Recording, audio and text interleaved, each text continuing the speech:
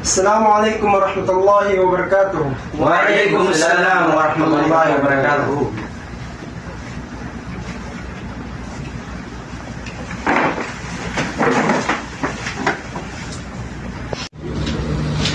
Welcome, brothers, to our discussion of the evolution of fiqh in Islam.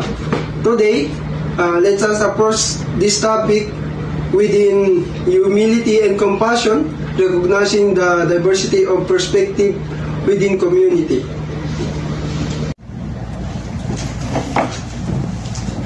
Thank you, Ahmed. As a believer in traditional interpretation of fiqh, I believe it is essential to preserve the teaching of the past. Our ancestors guided by divine wisdom, and we must honor their legacy by upholding established principle of Islamic jurisprudence.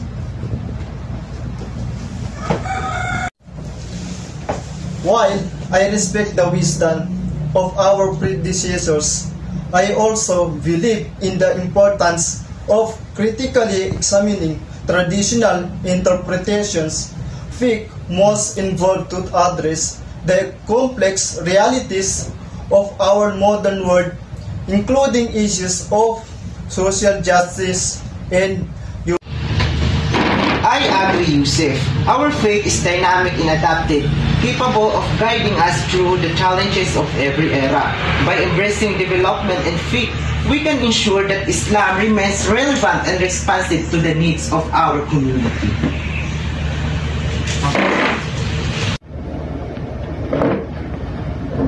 Let us approach this discussion with humility and empathy. Recognize that each of us brings valuable insight to the table. By listening to one another with an open heart, we can find common ground and foster unity within our community.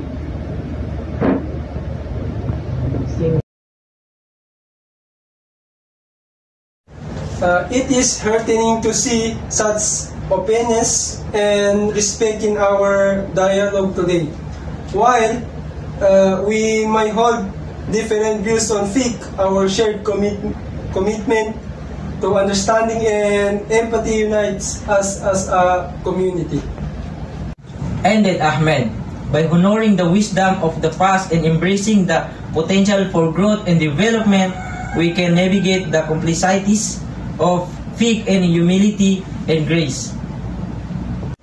I appreciate the opportunity to engage in this dialogue with my fellow brothers. Our difference enriches our understanding of fiqh and strengthens our bonds as a community. Let us continue to approach sensitive topics with compassion and humility, recognizing that our shared humanity transcends our difference and opinion. Together, we can build a more inclusive and compassionate community grounded in the principles of Islam. As we conclude our discussion, let us carry forward the spirit of empathy and understanding that has guided our conversation today.